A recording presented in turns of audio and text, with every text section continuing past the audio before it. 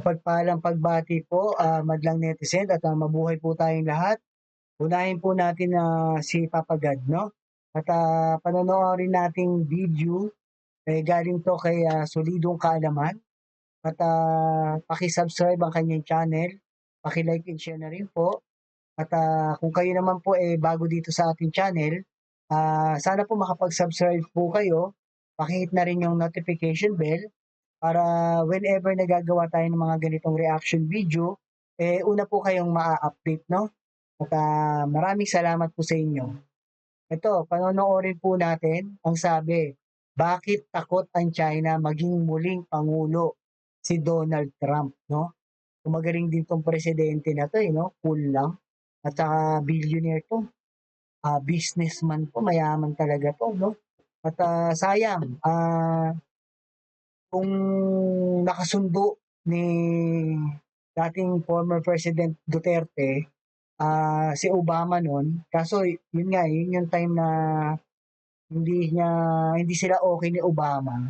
At that time nun, kakapasok lang ng pagkapangulo ni Donald Trump. Kaya that time nun na pinaalis na ni Duterte yung American base dito sa atin, kaya hindi na sila nagkaroon ng pagtutulungan. At bagkus napunta tayo dito nga sa pakikipagkaibigan sa mga sinungaling, no? Kaya ang nangyari sa atin ngayon, ito, nagiging problema natin dito sa West Philippine Sea, ang mga Chino. Halina't pag-usapan po natin muli at sana itong darating na eleksyon sa Amerika, either pwede namang manalo uli kung si Joe Biden ay tatakbo muli at manalo siya at kung si Donald Trump din.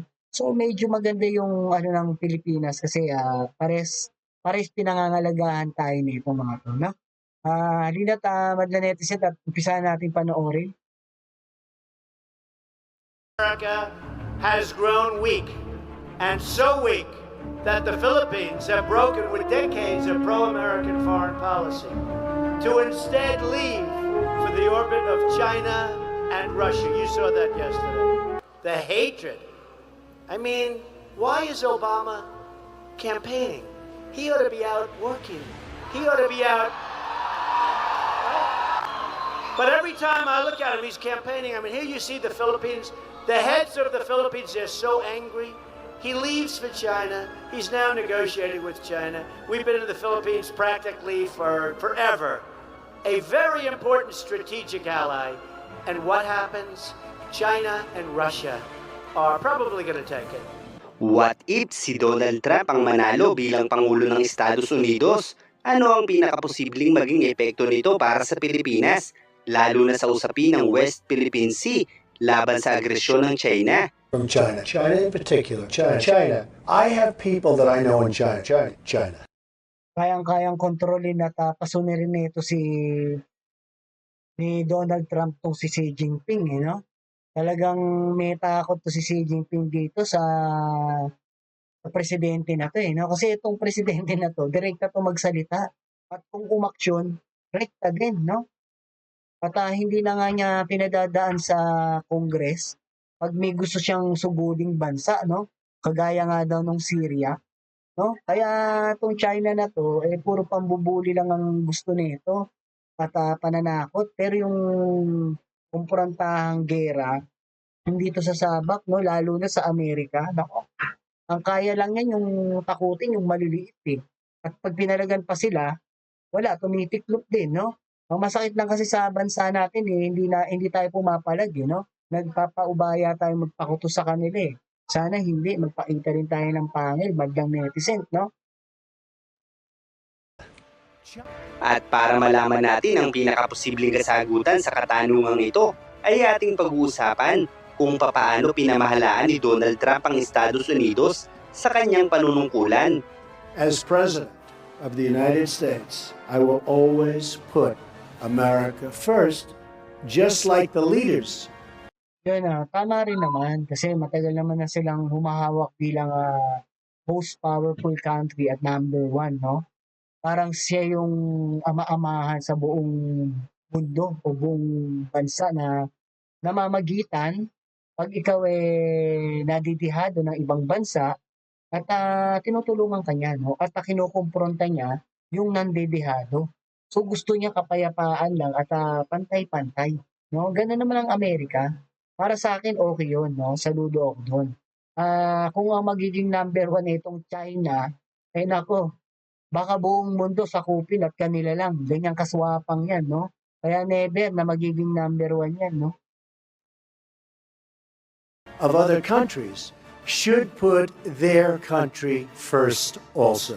Malinaw para sa lahat na ang pulisiya ng administrasyong Trump noon para sa ekonomiya at militarisasyon at iba pa ay ang tinatawag na America First na naglalarawan na sa bawat pakikipagnegosasyon nito saan man sa mundo ay kinakailangang nakasentro sa kapakanan ng mga Amerikano. Kaya't pagdating sa China, si Trump ay mas naging agresibo kung saan sa mga panahong ito ay kanyang napagtanto kung gaano kalaki ang trade deficit nito sa mga Chino. Kaya naman para mapasunod ang China sa kanyang gusto, ay idinaan nito sa trade war ang pamahalaan ng komunistang partido at samot-saring maanghang na salita ang inabot ng China sa panahong ito. Gaya ng mga sinabi noon ni Trump na ang China ang pinagmulan ng pandemya, na ang China ay minamanipula ang ekonomiya ng Amerika, na ang China ay money manipulator at kilala sa pagnanakaw ng masiselang impormasyon ng mga At ang lahat ng sinabi ni, former, Donald Trump, totoo naman talaga 'no.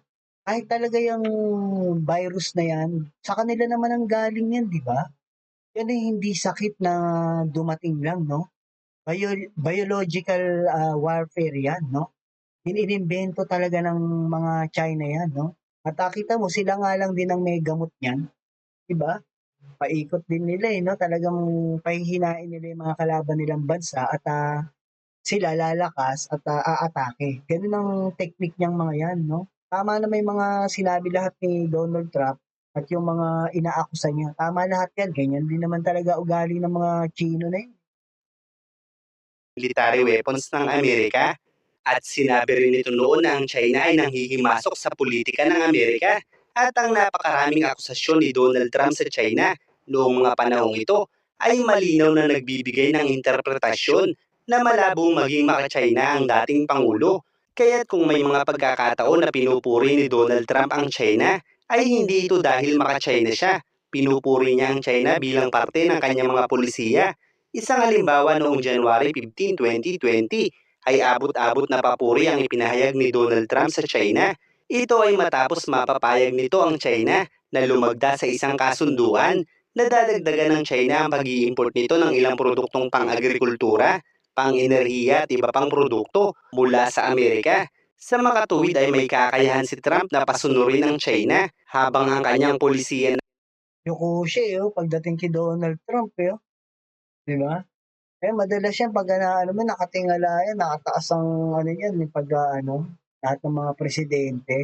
Pero kita mo kay Donald Trump, yuko siya, naman pagdating sa militarisasyon nito ay sinasabing mas agresibo dahil mula sa 540 bilyon ng karaniwang defense budget ng US noong panahon ni Obama ay umabot ng mahigit sa 700 billion dollars ang Halos doble 'no?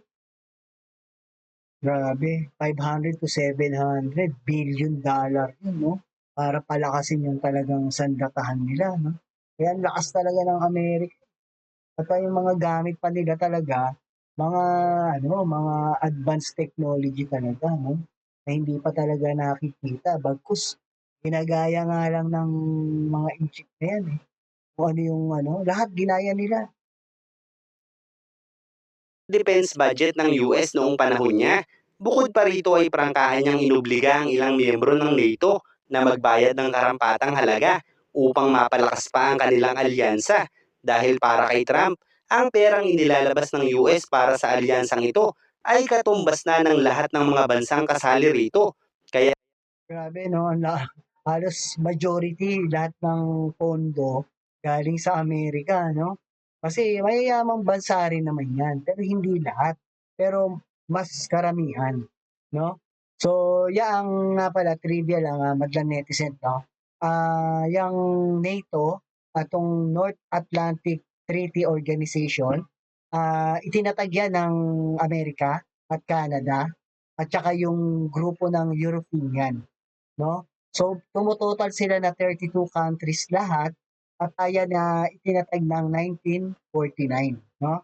Panapat 'yan sa lumakas at lumaking bansa nung panahon dati na 'yon.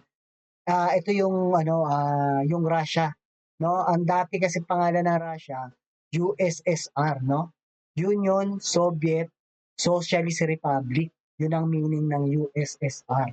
So napakalaki nung grupo na yon kasi nakuha ng Russia yung mga katabi niyang bansa. Halos sa isang global, halos kalahati kanila na. Kaya talaga nagtatag ang Amerika ng ano yan nga, ng NATO, no? Yung North Atlantic Treaty Organization. So trivia lang po yan, no? 1949, no? So panakat yan sa Russia, no? At para hindi mawala sa kanila yung pagiging number one, yung most powerful country. Kasi muntik na silang matalo ng Russia. No? Kaya't inuobliga niya na dapat umano ay maging patas ang kontribusyon ng bawat miyembro sa alyansang ito. Ito ay nagpapakita kung gaano ka-istrikto si Donald Trump na pangunahan ng napakalaking alyansang ito. Dahil kung wala nga naman sa ayos ang kalakalan ng alyansang ito, ay mas nanaisin pa ng US na buwagin na lang ito, na tiyak naman ay hindi papayagan ng NATO dahil nauna ng pinakisamahan ni Donald Trump si Vladimir Putin noong panahong ito, isang bansa na isa rin sa pinakamalaking producer ng produktong petrolyo, kung saan ay dito lamang din halos umaasa ng produktong petrolyo ang NATO. Gayunpaman dahil nga wala namang malawakang digmaan noong panahong ito, ay nagpaliwanag na lamang noon ang NATO na bagamat hindi makabayad ng buo ang ilang miyembro nito, ang ilang miyembro naman umano nito gaya ng Germany, UK, Poland at iba pang miyembro ay nagbibigay ng higit pa sa napag-usapang budget para dito. Samantala, pagdating naman sa Pilipinas, ay nauna nang inalok ni Trump si Duterte noon na mas Sayang, no? Diba? Yan, no? Trump administration official have said Mr. Trump wants to improve relation with the Philippines as a bulwark against China's expansionism in the South China Sea. The Philippines has clashed with China over dispute trips and shoal with the waterway, no? Which the two countries shares, and Mr. Trump has used this month's Asia tour to offer to us, he said on Sunday in Hanoi, mediate or arbitrate such disagreements. So, sayang, no, kung naging dedikit din natin to si Donald Trump, ni President Duterte, hindi sana mangyayari dito sa West Philippine Sea yung ginagawa sa atin ng mga China ngayon. Dahil nga, ayan nga, yung sinabi nga niyang yan, talagang kayang-kaya niyang kontrolin ng China. Kayang-kaya niyang sabihan. Malaki takot ni Xi Jinping dito kay Donald Trump, no? Yun nga lang talaga, nataon kasi na halos sabay sila pumasok bilang presidente ni Donald Trump tsaka itong si President Duterte no. That time kasi bago maging presidente si nauna kasi si Duterte na maging presidente. So medyo kasi mas nauna yung election sa atin. Yun nga ang nangyari noon, inis na siya kay Obama. Kaya that time lang si Donald Trump na, parang yun nga, sana makipag-alyansa sa atin dahil nga pumapanig na tong si former President Duterte natin sa mga sinungaling. Kaya namali ng diskarte si Duterte, no? Kaya ito nangyayari sa atin ngayon sa ginagawa sa atin sa West Philippines. Sana hindi nangyari yan. Napanig tayo dito kay Donald. Lawakin pa nito ang baluarte ng alyansa ng US at Pilipinas sa bansa laban sa agresyon ng China. Subalit dahil nga malinaw na umpisa pa lang ng panunungkulan ni Duterte ay galit na ito sa Amerika, ay nawalan ng kasaysayan ang pagnanais ni Trump na tulungan ang Pilipinas laban sa agresyon ng China. Subalit kung uunawain nating mabuti ang mga naging polisiya ni Trump noon, ay malinaw na nais nitong ibalik ang estado ng Amerika. kung saan ay sila lamang ang maaaring magdikta na kung mangyayari nga ito ay mas madaling mapahihinto ng US ang anumang mangyayaring gulo, kaya't hindi naman na siguro masama na sila ang mamuno sa mundo. Oo, para sa akin ang opinyon, okay yan, madlang netizen 'no. Para sa akin, ewan ko lang po sa inyo, pero mas okay 'to Amerika na silang most powerful country at sila yung number one, kasi transparent sila sa lahat naman ng bansa 'no. So, kaysa naman China o Russia ang maging number one, eh, sasakupin lang mga bansa natin yan at kakamkamin lahat ng yaman natin at kailangan maging sunod-sunuran tayo sa kanila 'no. So, mahirap 'yun, walang kalayaan 'no? Kaysa maungusan sila ng mga Tsino na sobrang abusado na nag-aangkin ng napakaraming teritoryo. Noong panahon kasi ni Trump ay malinaw para sa lahat na bagamat isinusulong ni Trump ang anti-war advocacy, ay kakaiba naman ito kung umatake sa mga nagpapasimula ng kaguluhan noon. Gaya na lamang ng pag-uutos nito na patahimikin ang itinuturing na national hero ng Iran na si Soleimani dahil sa nakalap ni Trump na impormasyon na nasasangkot ito sa mga pag-atake sa kanilang mga sundalo at nais pa umano nitong pasabugin ng US Embassy. Kaya't imbis na makidigma, ay ipinag-utos ni Trump na ang mismong pinuno nito ang pabagsakin. Magaling din ang utak, eh, 'no? Tama 'yun 'no? Tirahin mo na yung mga nagpaplano na 'yan at kung sino yung leader para pagka natepok 'yun, hihina na agad, bakli na, wala nang magagawa yung mga susunod sa kanya kasi wala ng mataas na pinuno na magpapatuloy ng paninimula ng digma, eh, 'di ba? Tama lang din ginawa nito ni Donald Trump 'no? At, sana nga gano'n din ang gawin ng mga, tao sa China, ito si Xi Jinping, kasi yan ang magpapasimula ng gulo talaga at, pinapahamak ang kanilang bansa. Sana mismong mga tao sa China mag-civil war sila at, pababain nila talaga sa puwesto yang, pinapahamak yung bansa nila, pati mga pamilya nila, yung tao sa China, 'di ba? Dapat pabagsakin na nila para hindi na mangyaring mapahamak ng lahat ng tao dun, 'di ba? Kasi lahat ng tao talaga, lahat ng bansa talaga, eh, galit na dito sa China 'no? Wala na halos silang kakampi, ilan lang naman sila. Nila dahil sa paraang ito, ang mga pinuno ng bawat sandatahan ay tiyak na mababahala na kung gagalawin nila ang Amerika ay tiyak sila agad ang magiging target ni Trump kung papalag sila. At may ugali din si Trump na mag-utos na maglunsad ng isang pag-atake gaya sa Syria na hindi na idinadaan pa sa Kongreso ang desisyong ito na umani ng samot-saring batikos noon sa Pangulo. Kaya't malinaw ang nais ni Trump para sa mga Amerikano na muling maging sole superpower o nag-iisang superpower sa mundo na tiyak ay susundin ng kahit sino. At kung mangyayari ito, ang China ay walang magagawa para angkinin ang buong rehiyong ito dahil tiyak na makasasama ito para sa mga Dapat din talaga 'no, manalo rin 'to si Donald Trump 'no, puwede rin naman si Joe Biden kasi meron din naman siyang, although hindi naman pangako, may binitawan siyang salita pero nakasaad na rin 'yun sa konstitusyon natin at sa kanila yung, mutual defense treaty ng dalawang bansa. Matagal naman ng, pinag-usapan at may pirmahan na 'yan, kasunduan. Pero sa'kin siguro okey 'to si Donald Trump kung siya yung mananalo.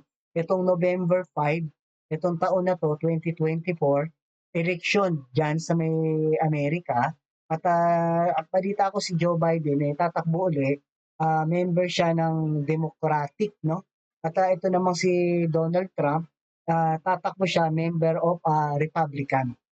So, siguro kahit sino sa dalawa manalo okey lang para sa ating mga Pilipino 'no, sa matutulungan nila tayo talaga. Pero sa opinyon ko madlang netizen sana si Donald Trump 'no, kasi medyo mas ano 'to, eh, mas aggressive 'to at, medyo kaya niya talagang payukuin 'to si Xi Jinping talaga at may tao 'tong si Xi Jinping dito, eh, si Donald Trump 'no. Patuloy po natin madlang netizen. Amerikano. Kaya't malinaw na malaking tulong si Trump para sa Pilipinas laban sa China at kahit pa sa Taiwan na sinasabi ni Trump na hindi niya ipagtatanggol laban sa China ay isang malinaw na bahagi lamang ng kanyang pamumulitika dahil gaya ng mga papuri ni Trump sa China, sa kabila ng pagnanais nitong pabagsakin sila, ay malinaw na hindi papayag ang US na tuluyang mapasakamay ng China ang Taiwan kahit pa sa panunungkulan niya dahil narito. Yun nga eh. Di ba alam na alam naman ng buong mundo, lalo ng Amerika. Kaya nga nila pinoprotektahan ang Taiwan. Ayun nga, meron diyang microchip na ginagamit sa mga warheads, no? Or mga kagamitang pandig. Na Taiwan lang ang meron nun. At kaya rin gustong makuha ng China yung bansa na yan. Kasi malaking bagay yan na sila lang ang meron doon at hindi nila ibebenta yan sa Amerika dahil yan nga ang number one nilang hangarin ang maging most powerful country na matalo na nila ang Amerika para sila nang humawak ng buong mundo. At siguro ako una tututol diyan, ayoko, no? Alam ko na ugali ng mga Chekwa na yan, ang pangit, no? Lahat ng magpangit na ugali nasa kanila na, no? Lalong-lalo na yung mga nasa bansa lang nila, ha? Kung nandito sa atin at may dugong Pinoy, eh okay lang kasi nahaluan na ng magandang ugali ng Pinoy yan. At negosyante naman yan dito at Pinoy. So yung mga nandun lang sa bansang China talaga, ang medyo talagang hindi okay talaga mga ugali. Kahit sila dun, grabe. Grabe mga ano nila diyan, ugali nila. Ito ang isa sa pinakamahalagang bagay para sa seguridad ng Amerika at kung lalawak ang teritoryo ng China ay tiyak na hindi ito matatanggap ng Amerika kaya't kahit walang sabihin si Trump kung papaano nito tutulungan ang iba ay malinaw na ang pagnanais nitong mapasunod ang China ay mangangahulugan sa pagtatapos ng pangarap nila na mas lumawak ang sandatahan at maokupa ang buong karagatan laban sa Amerika. But America first does not mean America alone. When the United States grows, so does the world. American prosperity has created countless jobs all around the globe, and the drive for excellence, creativity, and innovation in the U.S. has led to important discoveries that help people everywhere live more prosperous and far healthier lives. Okay, madlang netizen, yun nga, maganda rin yung huling sinabi ni Donald Trump, no? At talagang pagka sila ang number one, at hindi lang naman daw Amerika ang talagang makikinabang nun, kundi ang buong global, no? Kasi sila talaga ang tumutulong din at kumukondina sa mga bansa na nang-aapi. At kung ikaw naman inaapi, tinutulungan kanila, no? Pinoprotektahan kanila. So lahat talaga nakikinabang sa pagiging number one nila. So kaya para sa akin okay po yun, madamit din, no, na sila pa rin talagang number one country kasi maganda naman talaga yung palakad din nila, no? Hindi kagaya lalo na yan, alam naman natin yung ugali ng mga Chekwa na yan, no? Pag sila yung naging number one country, oh, kawawa na buong mundo, no? Lalo dito sa Southeast Asia, kukunin nila tayo at sila lang ang parang gagawin tayong probinsya lang nila, no? At sila lahat ang masusunod, no? At grabe yung ugali ng mga yan. Alam na ng buong mundo na hindi talaga okay makipag-usap o kausapin ng China. Talagang titrade rin ganyan, no? So, yun na po mga netizen at sana may natutunan tayo sa ating napanood mula kay Solidong Kaalaman. Please subscribe sa kanyang channel at maraming salamat po sa mga nag-subscribe dito sa channel natin. Malaking tulong po. Pagpalain po kayo ni Papa God.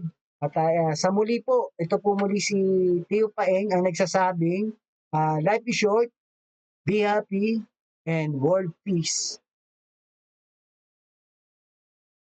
Buhay tayong lahat.